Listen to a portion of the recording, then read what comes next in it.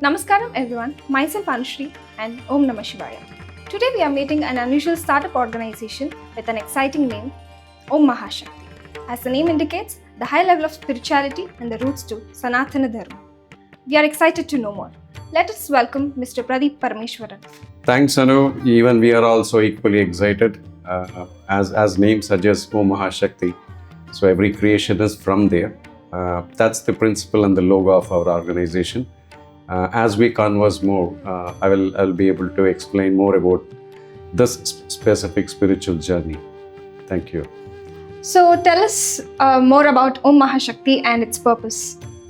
Well, as you know me very well, I'm not a puja part types, but I think for my 45th birthday, I happen to be in Kashi, the Nagari of Mahadev, and he's the architect building that particular city. Before going that, I think, a couple of years back, I had a lot of spiritual experiences by itself. A lot of vague encounters, surprising people coming and talking to you and stuff like that. So where I was unaware of what's happening with me, then I think the journey started from Tiruvannamalai.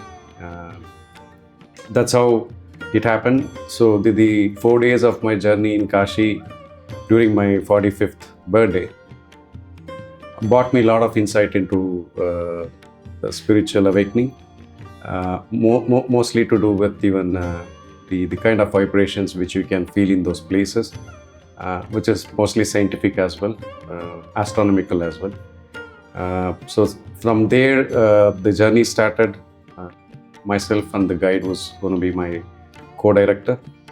We started talking about the specific journey and we wanted to experience more and gain more knowledge about it.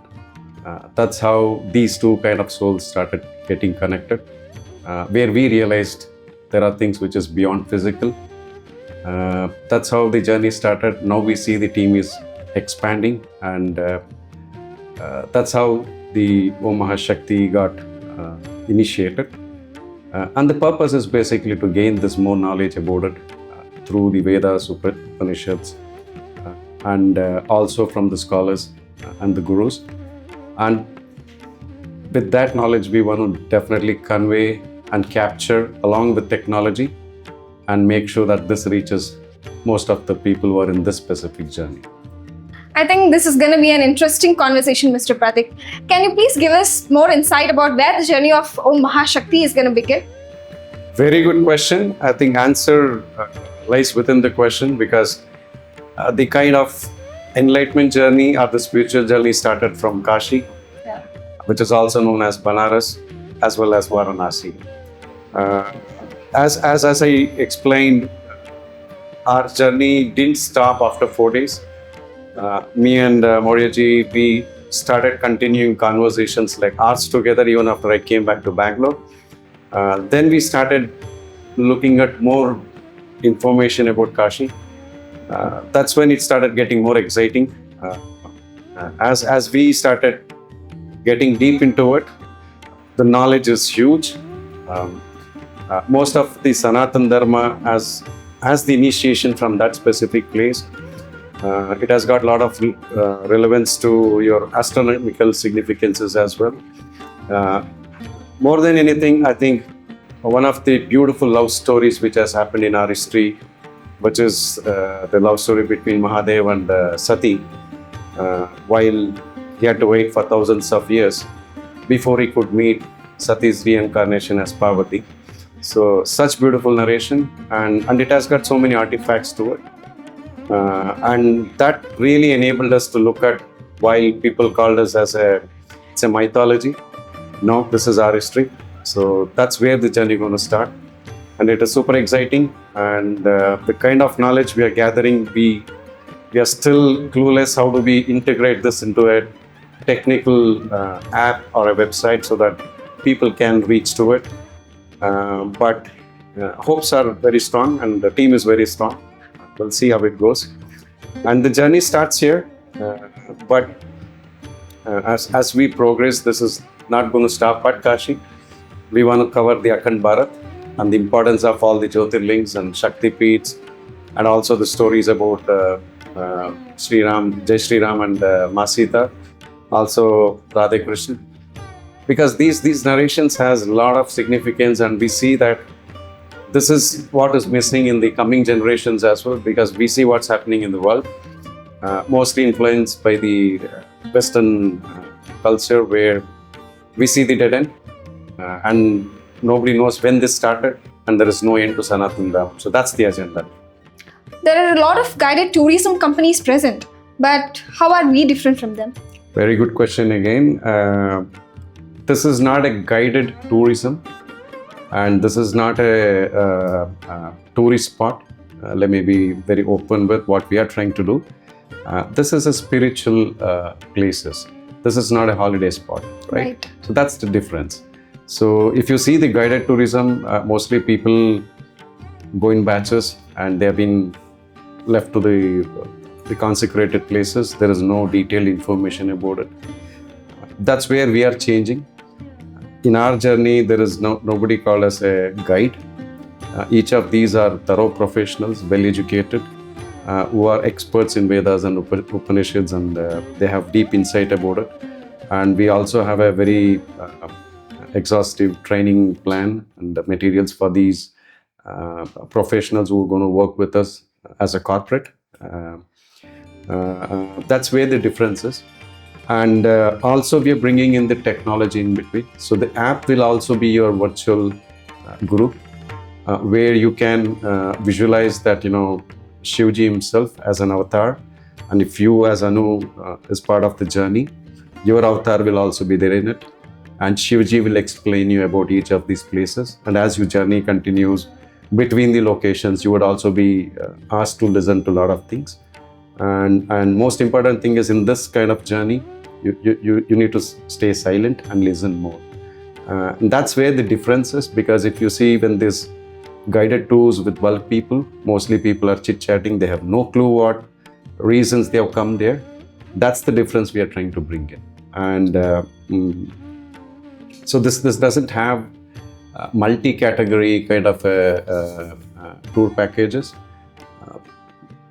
because for us the quality is most important, which means including your airfare to your accommodation to your local transport is of utmost quality for us. So in a way, we are trying to say that we are also not cheap, and this is not for people who just want to do a temple run. So there's no temple run with us. So this is for your self-realization.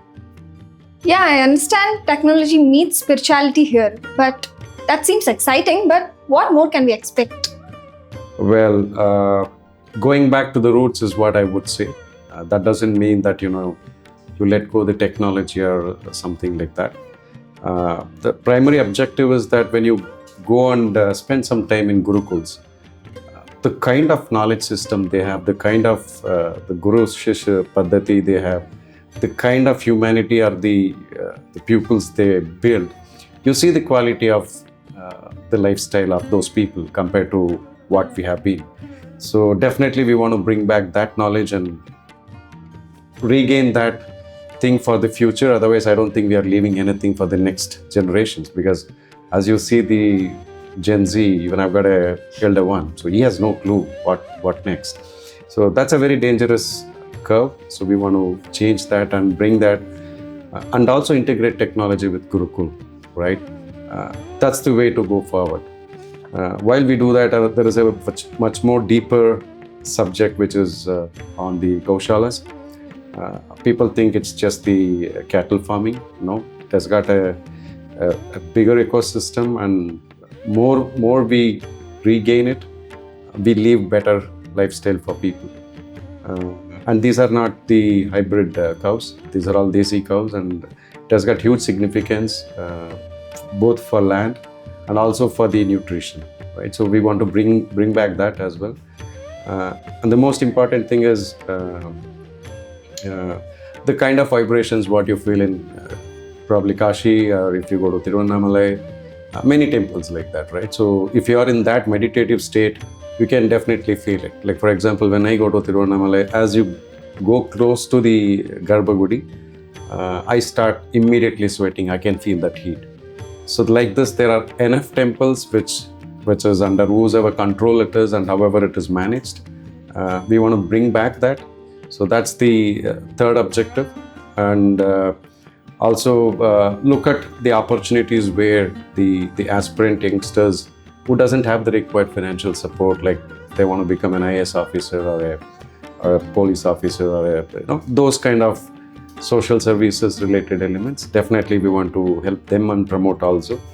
And there's a dream which I don't know if I will be able to achieve it in this lifespan. The concept of global village, where the village is self-sustained. You grow your food, and you have your own Gaushala there again. You have your own meditative centers there, while you're still working also, right? So it's more to do with more environmental friendly, like the eco-friendly houses built. So best example is there's one in close to Budapest, beautiful place. We are planning to visit also. That's ideal way to do it across length and breadth of India, right? So that's what we are thinking to are envisioning to achieve. Let's see, because I'm pretty sure it will have a lot of challenges, and we are used to this concrete buildings, right? So it's not that easy to convince people, but there are people who are very curious about it. So that would be one of the end objective as well, as part of Ommahashakti's journey. Thanks a lot for this valuable time and sharing this such a beautiful vision. And youngsters like us are curious and thrilled to share such a journey. Om Namah Shivaya. Jai Mahakal, Jai Jai Mahakal.